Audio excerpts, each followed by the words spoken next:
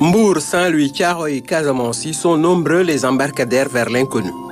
Pour beaucoup de candidats, vers un ailleurs meilleur, c'est un ticket vers le ciel par la mer qu'ils compostent, sans le savoir.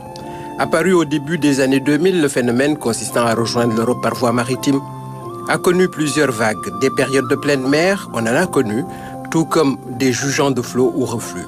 Cependant, on n'est jamais parvenu à endiguer la saignée. Cette année d'alternance, on espérait le ralentissement de ces déplacements périlleux. D'abord, petite sémantique, dans une affaire où les équivoques ne manquent pas, tout comme les candidats. Émigration ou immigration. Les deux termes sont allègrement confondus. L'émigration consiste pour un individu à quitter son pays pour lequel il est un émigré. Une fois à destination, il devient un immigré dans le pays d'accueil. La caractérisation est donc fonction du lieu considéré. Si les USA sont appelés Nation of Immigrants, c'est qu'ils ont accueilli une multitude d'hommes et de femmes de tous les horizons. Sauf que là, les portes se referment et que des murs se dressent. La question migratoire est même devenue un enjeu électoraliste. Malgré tout, ils sont nombreux à entretenir le rêve américain, quitte à braver les dangers mortels de la jungle du Darien, véritable verrou à travers la jungle amazonienne infernale, infestée de bêtes sauvages et de trafiquants de toutes sortes. Au bout, on peut se faire prendre et mis dans le premier avion en partance pour la terre que l'on fuyait. Le rêve tourne alors au cauchemar et de précieux millions d'une monnaie qui n'a pas la cote du dollar sont perdus.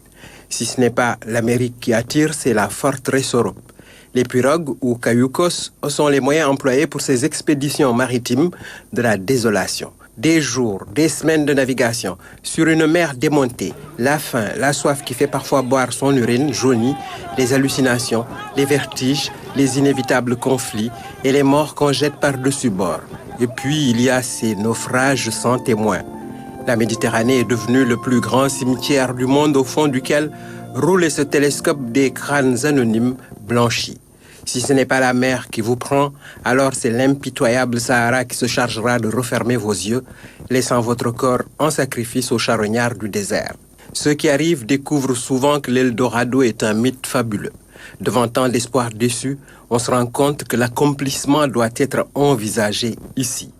Dans la patience et l'effort, gouvernants, familles et migrants doivent le comprendre.